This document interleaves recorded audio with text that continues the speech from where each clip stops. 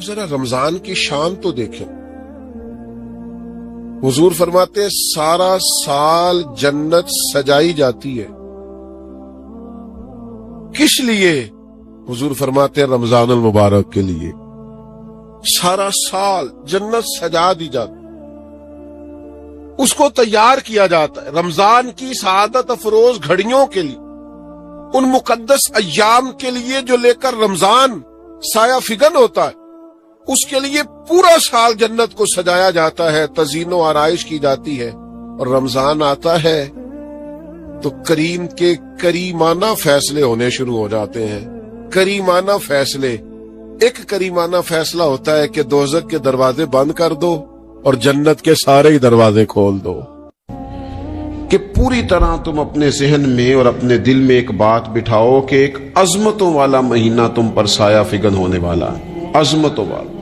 حضور نے ایک دن قبل اس کی فضیلت بیان. ہمارے ہاں یہ ہوتا ہے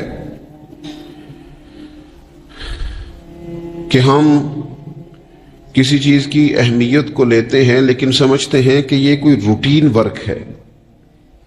یعنی نارملی ہر سال رمضان شریف آتا ہے، اپنے وقت کے حساب سے چاند بدلتا ہے اور اپنے وقت پر رمضان شریف آ جاتا ہے. ہم سمجھتے ہیں کہ مطلب روٹین کا ایک معاملہ ہے، ایک روٹین کی چیز ہے. لیکن اگر آپ اس کو اس نظر سے دیکھیں گے نا کہ اس مہینے کے آنے سے پہلے، یعنی ابھی ایک دن بعد آنا ہے رمضان کو، اور آنے سے پہلے حضرت سلمان فارسی فرماتے ہیں کہ نبی پاک نے ہمیں باقاعدہ بلا کے خطبہ دے کے رمضان کی عظمت ہمارے دلوں میں بٹھا. یعنی فکری طور پر اور ذہنی طور پر امت کو تیار کیا.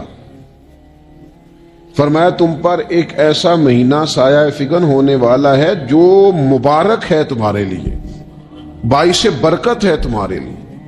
تم اپنے آپ کو ذہنی طور پر تیار کرو کہ ایک ماہ نور تمہارے قریب آ رہا ہے. جو رمضان اسلامی عبادات جتنی بھی ہیں نا، وہ مخصوص پوجا پاٹ نہیں. اسلامی عبادات میں سے کوئی عبادت بھی ایسی نہیں جس کا مقصد ہی ہو کہ آپ نے اتنے وقت سے لے کر اتنے وقت تک فلاں عمل کرنا ہے.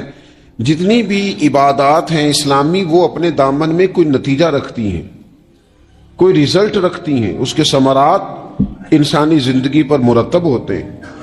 انسان کو تزکیہ نصیب ہوتا ہے، اس کے باطن کو صفائی نصیب ہوتی ہے، اسے خیر کرنے کا موقع ملتا ہے. تربیت کے بہت سارے مواقع اس میں پائے جاتے ہیں. بہت سارے اسرار و رموز کے ساتھ اسلامی عبادات ہیں. یہ جو رمضان المبارک ہے نا، یہ جو روزہ ہے، یہ روزہ اپنے دامن کے اندر تربیت رکھتا ہے. تربیت. یا ایھا الذین آمنوا کتب علیکم الصیام کما کتب علی الذین من قبلکم لعلکم تتقون.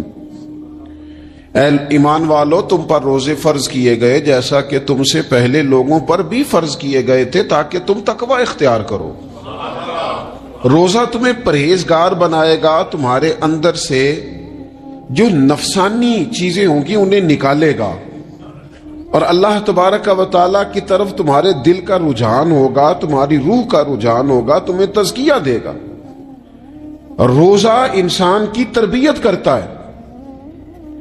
انسان کو روزہ ذہنی طور پر تیار کرتا ہے کہ اللہ کے حکم کے مطابق کھانا ہے، اللہ کے حکم کے مطابق پینا ہے.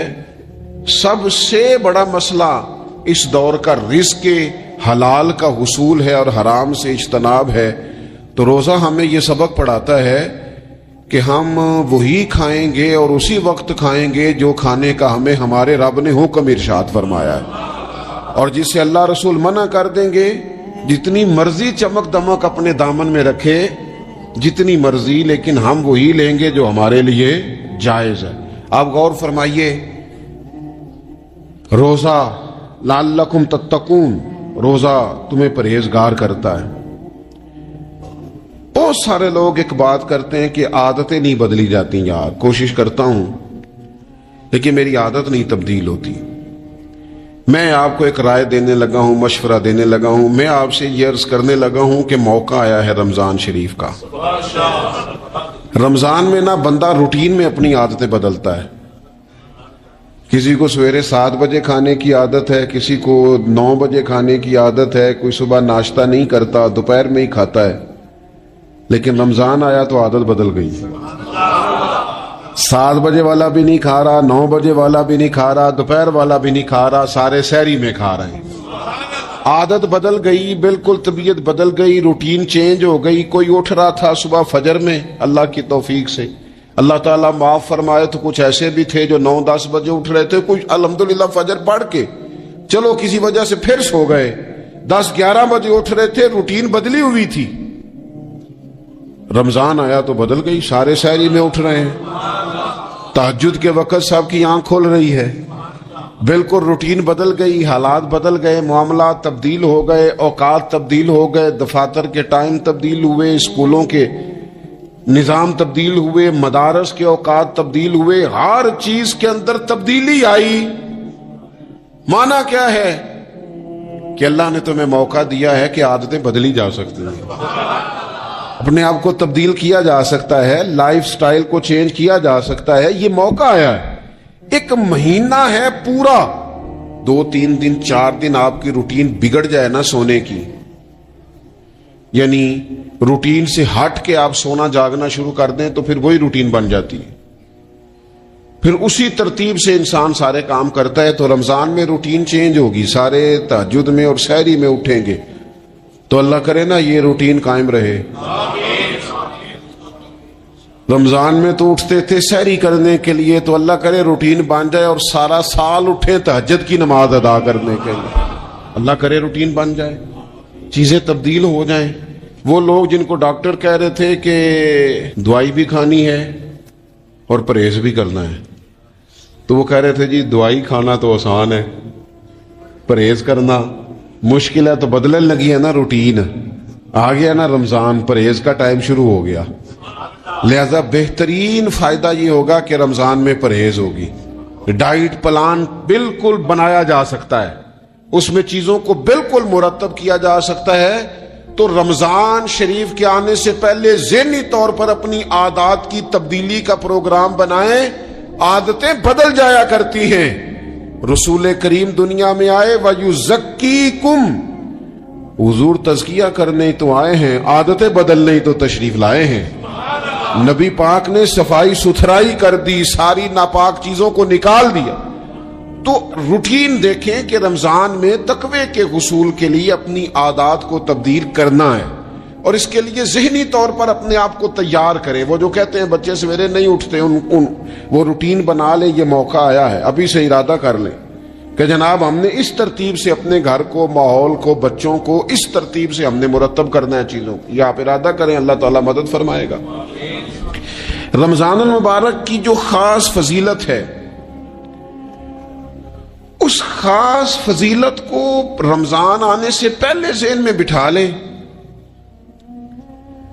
اور رمضان المبارک پورے کا پورا اس ذوق سے گزاریں کہ ذہن میں بات موجود ہو، ذہن میں کہ دراصل رمضان کیا ہے.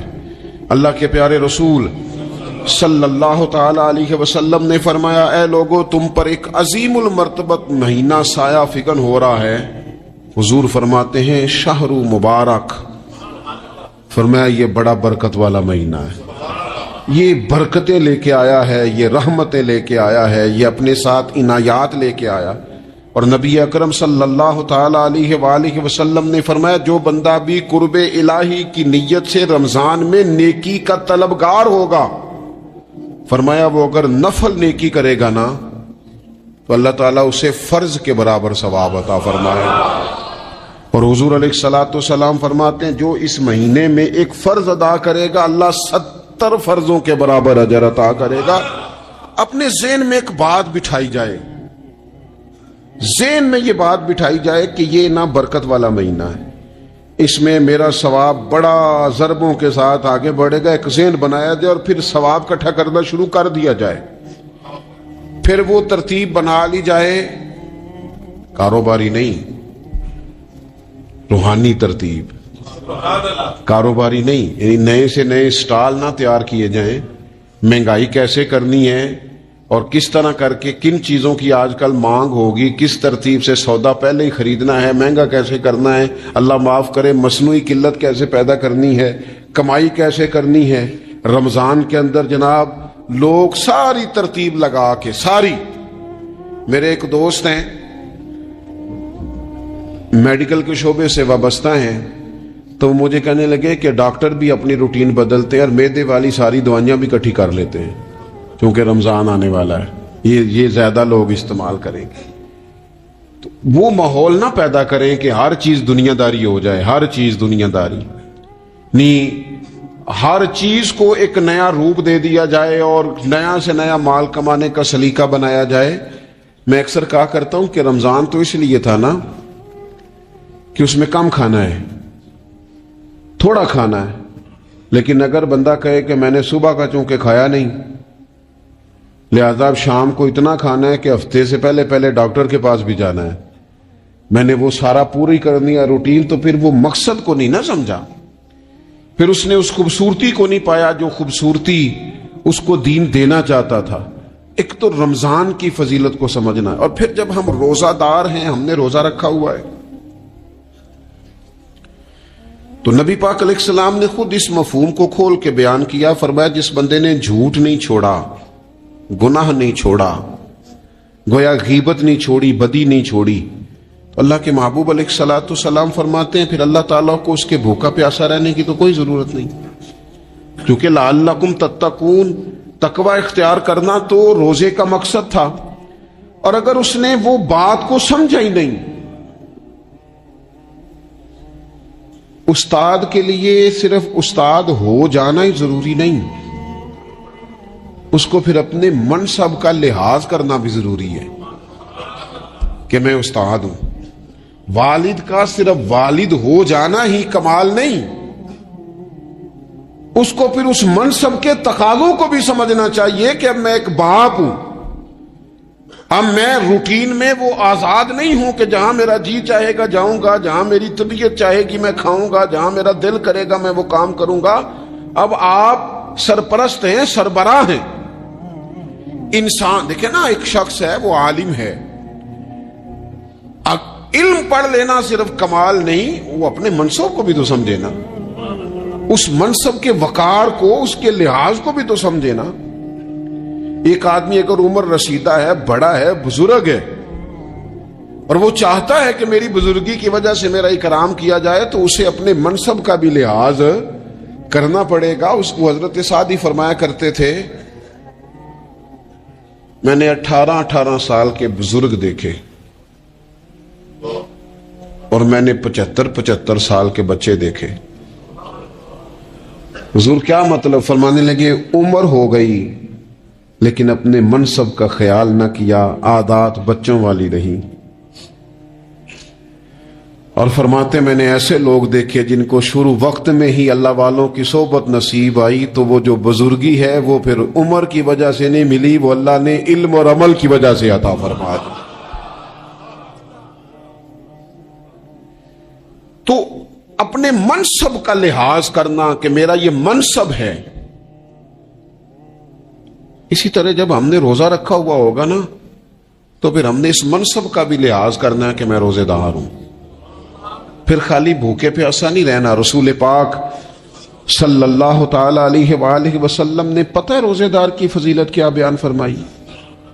اللہ کے محبوب صلی اللہ تعالی علیہ وسلم فرماتے ہیں کہ رب فرماتا ہے ابن آدم کا ہر عمل اس کے لیے ہے، روزہ میرے لیے، اور فرمایا میں خود جزا دوں گا روزے کی، میں خود جزا دوں گا روزے کی۔ اور حضور فرماتے ہیں روزہ ڈھال ہے، جو شخص روزہ دار ہو وہ بےہودگی سے، فحش گوئی سے اجتناب کرے۔ اور اللہ کے محبوب صلی اللہ تعالی علیہ وسلم فرماتے ہیں اگر کوئی شخص اسے گالی دے، اگر کوئی شخص اس سے جھگڑا کرنا چاہے تو پتہ کیا جواب دے؟ اسے کہے بھئی میں روزے دار ہوں، میرے منصب کا تقاضا نہیں کہ میں تیرے ساتھ الجھوں۔ اور رسول پاک صلی اللہ علیہ وسلم فرمانے لگے اوہو اتنی بڑی بات۔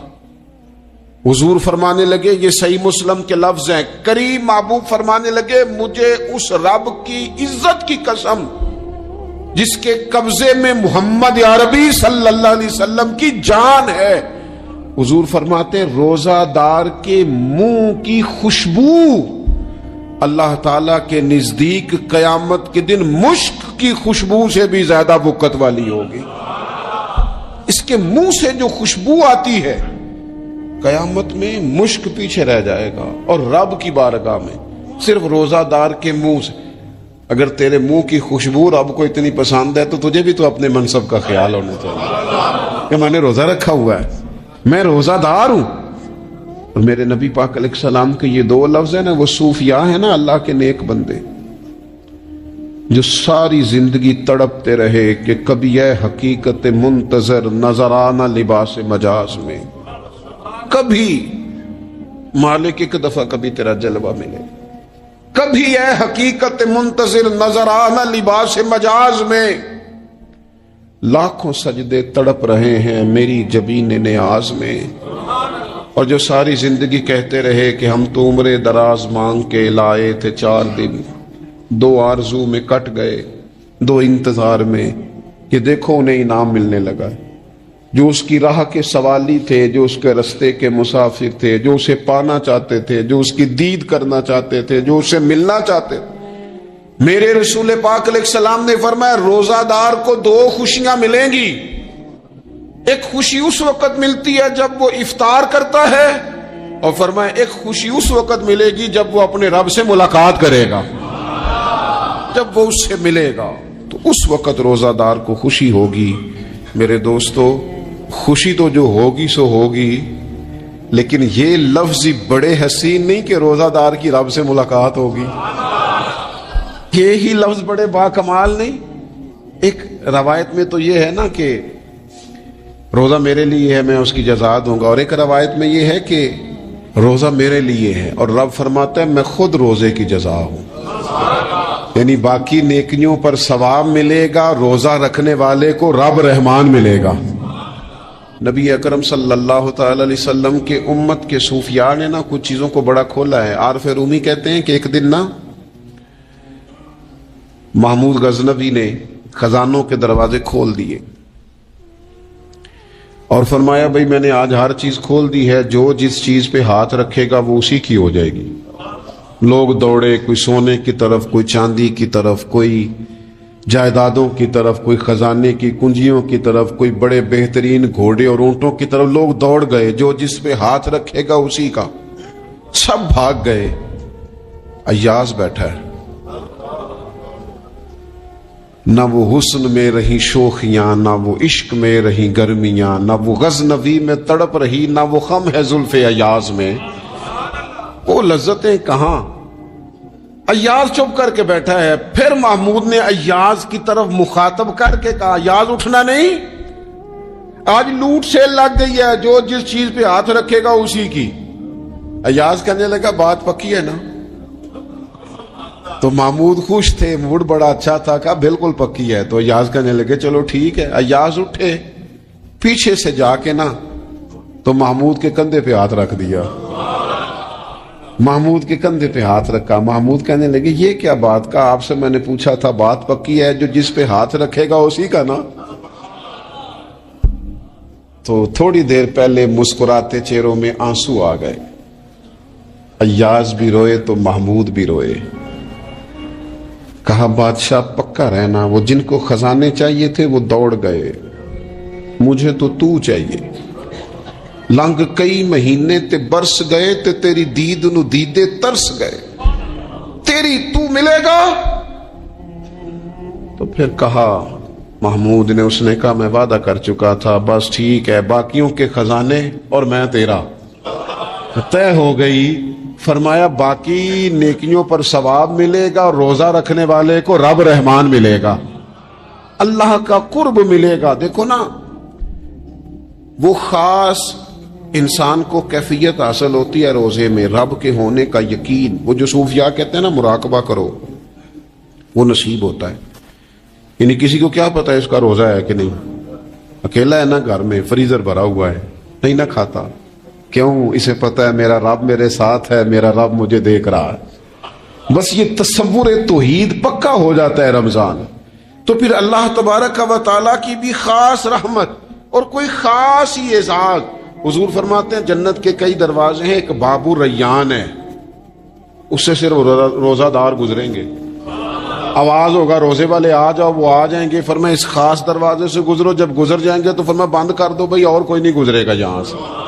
دروازہ ہی مخصوص ہے، ان کا اعزاز ہی ذرا زیادہ ہے. تو میرے عزیز، رمضان شریف کے اندر وہ منصب کا بس خیال رکھیں کہ میں روزہ دار ہوں، اس احتیاط کے ساتھ. اور دوسری جو رمضان کی چند عبادات ہیں نا، سب سے پہلی تو میں عرض کروں گا تراویح کے حوالے سے. یہ بات یاد رکھ لیں کہ نبی پاک علیہ الصلوۃ والسلام نے فرمایا جس نے ایمان اور احتساب کی نیت کے ساتھ رمضان میں قیام کیا، اللہ اس کے پچھلے سارے گناہوں کو معاف فرما دے گا. اور ایک مقام پر نبی پاک صلی اللہ تعالی علیہ وسلم نے بیان کیا، یہ مشکات میں موجود ہے. حضور فرماتے ہیں رمضان اور قرآن دونوں قیامت کے دن بندے کی شفاعت کریں گے. رمضان کہے گا یا اللہ میں نے اسے دن بھر کھانا کھانے سے باز رکھا اور تیری بارگاہ کے حکم کے مطابق اس نے اپنے آپ کو ان چیزوں سے بچا کے رکھا.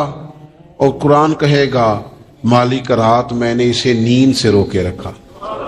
کیا مطلب؟ اس نے کھڑے ہو کے عبادت کی. اگرچہ اس سے مراد شارحین حدیث نے تراویح بھی لیا ہے، تہجد کی نماز بھی لیا ہے، صلاۃ اللیل بھی لی ہے، لیکن میرے عزیز یہ خاص ربط ہے قرآن مجید کے ساتھ تراویح کا. مسنون ہے رمضان کی راتوں میں قرآن مجید اور تراویح کا پڑھنا. اگر تھوڑی سی نا طبیعت میں صرف تبدیلی پیدا کی جائے، میں نے دیکھا ہے کہ جو لوگ کہتے ہیں نا میرا وقت بڑا قیمتی ہے، بڑی ساری جگہوں پہ آپ کو بیٹھنا پڑتا ہے، بیٹھیں آپ 2 گھنٹے بیٹھیں 3 گھنٹے بیٹھیں. میں نے دیکھا ہے لوگ جاتے ہیں کسی دفتر میں تو رات کو ہی چلے جاتے ہیں اس علاقے میں، کھڑے ہیں پاسپورٹ کے دفتر کھڑے ہیں، شناختی کارڈ کے دفتر کھڑے ہیں، امیگریشن کی لائنوں میں کھڑے. کچھ ذہن تو بنائیں کہ میں نے رات کھڑے رہنا ہے اور اپنے رب کی عبادت کرنی ہے. تراویح کو ذرا ذوق سے آپ اگر تھوڑا ارادہ کر لیں گے نا، یعنی کوئی ایسا مشکل کام نہیں. میری تو رائے یہ ہے کہ پہلے 3-4 دن ذرا جم کے ذہن بنائیں اور تھوڑا سا نا روٹین کو بدلنے کی کوشش نہ کریں. جس امام صاحب کے پیچھے تراویح شروع کریں کوشش کریں ساری وہیں پڑھیں. روٹین بدلنے سے بھی سستی آتی ہے. ایک دن یہاں گئے 2 دن وہاں گئے، تو یہ روٹین بدلنے سے بھی بعض اوقات سستی آتی ہے. کوشش کریں ایک جگہ پہ قرآن شریف سننا شروع کریں اور پھر پورا قرآن مجید وہیں پہ سنیں اور تھوڑا ذہن بنائیں. میں نے دیکھا ہے ہمارے استاد صاحب اس طرح کیا کرتے تھے کہ بہت تھوڑا کھانا افطاری کے وقت، تھوڑا، اور ان سے کہا جاتا آپ بزرگ آدمی ہیں اتنا کم کھانا کیسے نظام چلے گا؟ تو فرماتے تھے میں 1 چپاتی اور آدھی چپاتی کھا لوں گا لیکن تراویح کے بعد. اب اگر زیادہ کھانا کھاؤں گا تو طبیعت میں سستی آئے گی، میرے لیے کھڑا ہونا مشکل ہو جائے. سادہ سا کھانے کے ساتھ افطاری کی جائے گی. اور تراویح کے لیے اپنے آپ کو ذہنی کہاں ٹائم ملتا ہے سارا سال قرآن پڑھنے سننے کا؟ یہ تو اللہ نے موقع عطا فرمایا ہے. تو تھوڑا سا اگر دلچسپی پیدا کی جائے، بڑا سونا قرآن مجید پڑھا جاتا ہے مساجد میں، بچے بڑی خوبصورتی سے، تو اللہ کا شکر ہے جگہ جگہ پہ. اور مساجد کے علاوہ بھی میں نے دیکھا ہے ہم سے لوگ مطالبہ کرتے ہیں کہ ہماری فیکٹری میں رات کو بھی کام ہوتا ہے، اتنے سارے ورکر ہیں تو بچہ کوئی مل جائے قرآن شریف سنائے، فلانی جگہ بھی اتنے لوگ ہیں تو اگر موقع مل جائے. تو اگر تھوڑا ذہن بنایا جائے، شوق پیدا کیا جائے تو اللہ تعالیٰ فضل فرماتا ہے، انسان کو طاقت ملتی ہے کھڑے رہنے کی. ایک تو تراویح، روزہ، تراویح، اور تیسری بات ہے سحر اور افطار. یہ جو سحری اور افطار، یہودی جو تھے نا وہ سحری نہیں کرتے تھے، سحری کا نام و نشان نہیں تھا، روزہ رکھتے سحری نہیں کرتے. تو نبی پاک صلی اللہ تعالی علیہ وسلم نے فرمایا ہمارے اور یہودیوں کے درمیان فرق ہی سحری کا ہے. اور نبی پاک صلی اللہ تعالی علیہ وآلہ وسلم نے فرمایا سحری کھایا کرو، سحری کھانے میں برکت ہے. اور اگلی بات سننی آپ نے تو خوش ہو جانا ہے، سحری کو معمولی نہ سمجھے، سحری کرنا عبادت ہے. ہاں آپ مت سمجھیں کہ میں روٹی کھا رہا ہوں، یہ تو میرے سامنے دہی رکھا ہوا ہے، یہ تو سالن رکھا ہوا ہے، یہ تو اچار رکھا ہے، تو چپاتیاں رکھی ہیں. سحری کھانا عبادت ہے. آپ صبح اٹھے، آپ کی تو روٹین ہی اور تھی، تو 7 بجے کھاتے تھے، 9 بجے کھاتے تھے. یہ جو آپ صبح کھا رہے ہیں اٹھ کے سحری میں، اپنی مرضی سے تھوڑی کھا رہے ہیں. یہ تو کسی کے کہنے سے کھا رہے ہیں، یہ تو کسی کے بٹھائے بیٹھے ہیں. یہ جو سحری کا لنگر ہے یہ رب رسول کی رحمت کے ساتھ عطا ہوتا ہے. یہ کرم ہے، یہ اللہ رسول کے بٹھائے بیٹھے.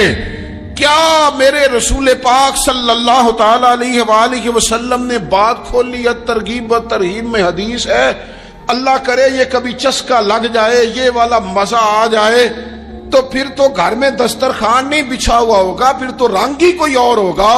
حضور فرماتے اللہ تعالی اور اس کے فرشتے سحری کھانے والوں پر رحمتوں کا نزول فرماتے ہیں. کھائی روٹی جا رہی ہے، پکا ہوا کھانا ہے، لیکن حضور فرماتے ہیں رب بھی رحمتیں فرما رہا ہے اور اللہ کے حکم سے فرشتے بھی رحمتوں کا نزول کر رہے ہیں سحری کھانے والوں پر. تو خوب توجہ سے، ذوق سے، شوق سے. اور پھر جو افطار کا معاملہ ہے، حضور فرماتے ہیں جب روزہ کھولنے والا روزہ کھولتا ہے تو جو دعا مانگتا ہے رب قبول فرما لیتا ہے. یعنی افطار کا وقت ایسا ٹائم ہے جو دعاؤں کی قبولیت کا وقت ہے. افطار کرنا بھی ہے، کرانا بھی ہے. مہنگائی ذرا عروج پہ چلی گئی ہے. میں بار بار کہتا ہوں، مجھ سے نا لوگ دعا کے لیے مجھے کہتے کہتے اپنے کئی دکھ بتا دیتے ہیں. تھوڑا سا نا افطاریاں مہربانی فرمائیے گا سیاسی نہ کیجیے گا. وہ جن سے مال لیتے ہیں، وہ جن کو مال دیتے ہیں، وہ جن سے ووٹ لینے ہیں، وہ جنہوں نے ووٹ لینے ہیں، اس بنیاد پر سحر افطار کے بندوبست نہ کریں رضائے الہی کے لیے. میرے محبوب فرماتے ہیں جس نے رب کی رضا کے لیے کسی کو افطار کرایا، جتنا ثواب اللہ روزہ رکھنے والے کو دے گا اتنا افطار کرانے والے کو بھی عطا کرے. اور ایک حدیث تو آپ پڑھیں گے تو جھوم جائیں گے، سنیں گے تو خوش ہو جائیں گے. المعجم الکبیر میں موجود ہے. نبی پاک علیہ السلام فرماتے ہیں جس نے حلال کھانے اور حلال پانی سے کسی کا روزہ افطار کرایا نا، ذرا دیکھنا غریبوں کے گھروں کو جھانکنا، ذرا اپنے عزیزوں میں ایک نظر دوڑا لینا، ذرا رمضان کی نیت کر کے رمضان سے پہلے ہی غربا تک راشن پہنچا دینا. ان کی فکر دور ہو جائے، وہ پہلی شام ہی اپنے بچوں کے ساتھ آسودہ حال ہو کے بیٹھیں. دیکھ لینا یہ نہ ہو کہ ایک بھائی کھل کے کھا رہا ہو اور دوسرے کے بچے منتظر ہوں کہ آج سحر افطار میں کیا کرنا ہے. اپنے گلی محلے میں دیکھ لینا. ہم اس رسول کے ماننے والے ہیں جنہوں نے فرمایا میں اسے مومن ہی نہیں جانتا جو پیٹ بھر کے کھائے اور اس کا ہمسایہ بھوکا رہ جائے. تھوڑا سا اپنے ارد گرد نظر ڈال لینا. المعجم الکبیر میں حدیث موجود ہے.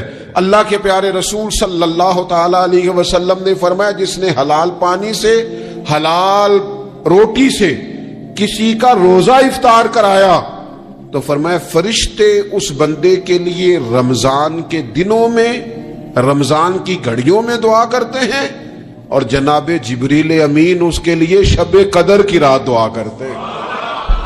حضرت جبریل شب قدر میں دعا کریں گے خاص رات، یا اللہ اس بندے پر فضل فرما، اس نے تو غریب آدمی کو افطار کرا. یہ ایک عبادت ہے، اس عبادت کا خیال کریں.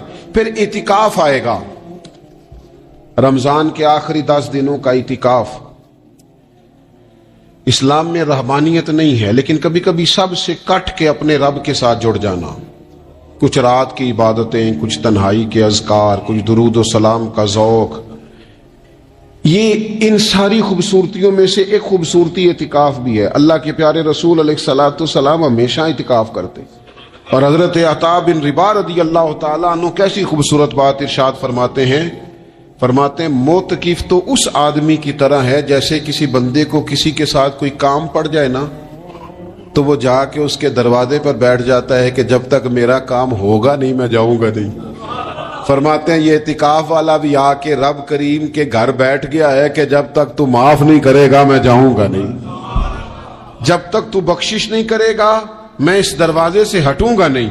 حضرت ابن عباس رضی اللہ تعالیٰ عنہ نبی پاک علیہ السلام کے روضہ انور کی طرف اشارہ کر کے کہا کرتے تھے زیادہ دیر نہیں ہوئی، اشارہ کر کے کہتے تھے زیادہ دیر نہیں ہوئی، اس روضہ مبارک میں آرام فرما.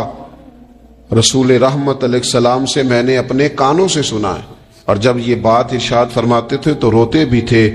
فرماتے ہیں میں نے خود نبی پاک علیہ الصلوۃ والسلام سے سنا ہے کہ جو شخص اللہ تعالیٰ کی رضا کے لیے ایک دن کا بھی اعتکاف کرے گا نا، اللہ تبارک و تعالیٰ اس کے اور جہنم کے درمیان 3 خندقوں کی آڑ بنا دے گا، اور فرمایا ان کی مسافت زمین و آسمان سے بھی زیادہ ہوگی۔ یہ 3 خندقیں اتنی بڑی جن کی چوڑائی زمین آسمان سے بھی زیادہ ہوگی، ایک دن اعتکاف کر لے تو اللہ اس بندے کو دوزخ سے اتنا دور فرما دے گا۔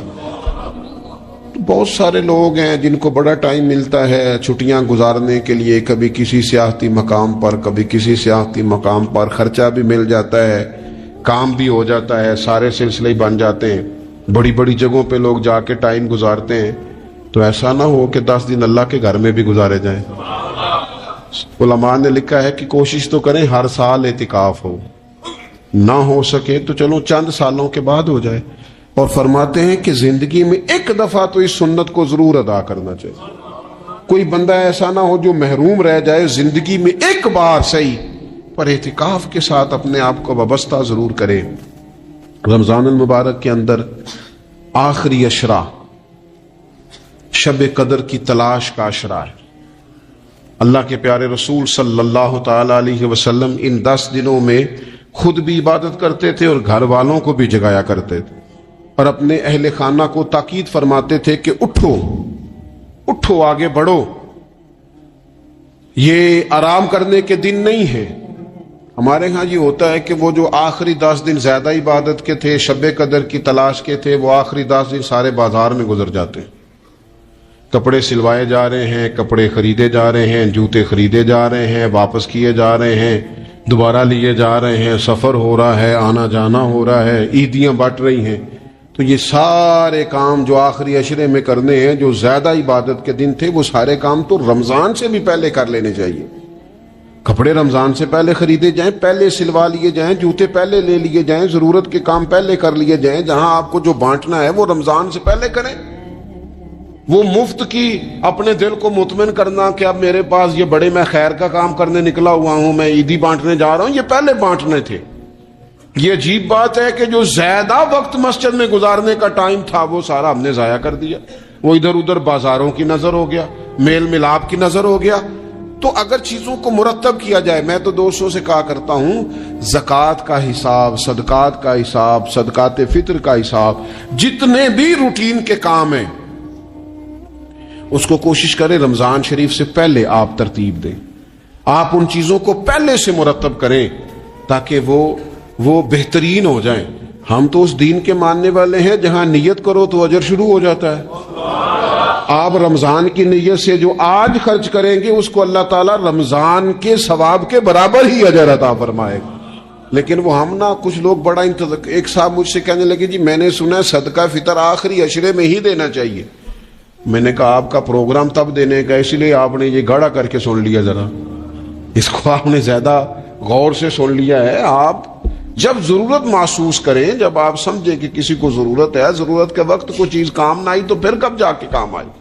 تو میری آپ سے یہ اپیل رہے گی کہ پہلے سے چیزوں کو مرتب کریں، معاملات کو پہلے سے طے کریں۔ وہ لوگ بڑے اچھے ہوتے ہیں جو وقت پر منصوبہ بندی کرتے ہیں، جو چیزوں کو ٹائم پہ مرتب کرتے ہیں۔ وہ ٹائم جو ہمارا بالکل اللہ کی بارگاہ میں حاضری کا ہے، عبادات کا ہے، اگر وہ سارا گاڑیوں کی نظر ہو جائے گا، اسفار کی نظر ہو جائے گا تو ہم نے حاصل کیا کیا۔ ایک بات آخر میں بڑے درد کے ساتھ آپ کی خدمت میں عرض کرنی ہے، ہر سال کہتا ہوں، اس سال بھی کہوں گا، ذاتی اخراجات کو کچھ کم کیا جائے۔ ذاتی اخراجات نہ کچھ لوگوں کے بہت زیادہ ہیں، ان کے اپنے لباس کے، کپڑوں کے، اور وہ اخراج میں نے پچھلے جمعے بھی کہا تھا، اسلام ذبائش کی اجازت دیتا ہے، نمائش کی اجازت نہیں دیتا۔ نمائش والے کام اگر تھوڑے چھوڑ دیے جائیں کچھ بھی نہیں ہوتا۔ میں تو شاید اگر میں سینکڑوں کہہ دوں تو غلط نہیں ہوگا، لیکن 20 تو لوگ ایسے ضرور ہوں گے کہ جو عید ساری سو کے گزارتے ہیں، سارا دن سوئے رہتے ہیں، پتہ نہیں وہ اتنے مہنگے مہنگے کپڑے کس لیے خریدتے ہیں۔ عید کی نماز پڑھی، سو گئے، اور بھئی آپ کا فون بند تھا جی میں سو رہا تھا جی، تو بھئی وہ جو آپ نے 1.5 مہینہ درزی کے پاس آنا